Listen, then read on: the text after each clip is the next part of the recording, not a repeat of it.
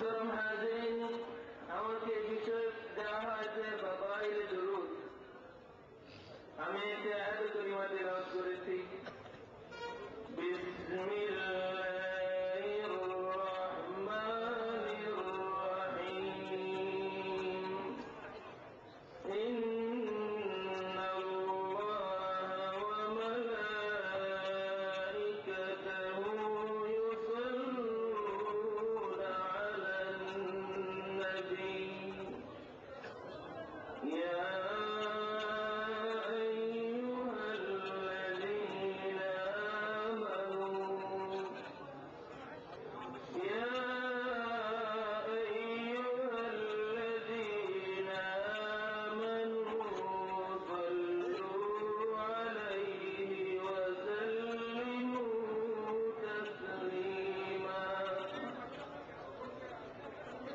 এই বিষয় সম্পর্কে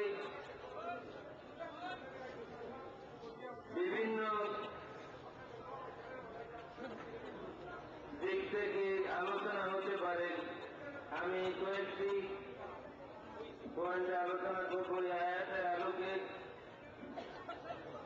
প্রথমত, দুরূদ শরীফ এই আমলটা কার আমল?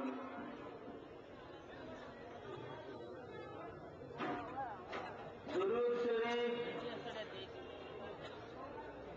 নবী মুহাম্মদুর রাসূলুল্লাহ সাল্লাল্লাহু আলাইহি ওয়া আলিহি ওয়াসাল্লামের উপরে দুরূদ শরীফ পড়া এটা কোনো মানুষের আমল নয়। সমস্ত কোরআন শরীফের ভিতরে আল্লাহ রাব্বুল আলামিন আমাদেরকে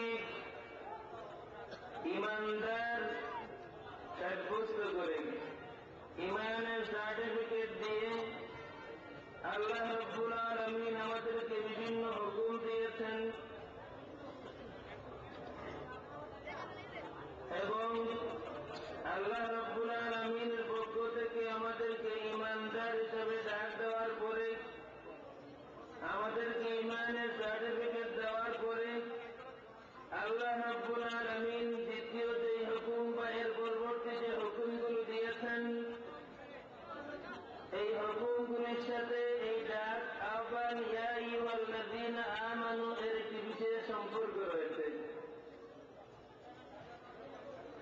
কিন্তু কোরআন শরীফের ভিতরে আল্লাহ রাব্বুল আলামিন কোথাও এই কথা বলেন নাই যে আমার বান্দারা, হে ঈমানদারেরা, হে আমার নবীর উম্মতেরা, এই কাজটা আমি করি, তোমরাও এই কাজটা করো।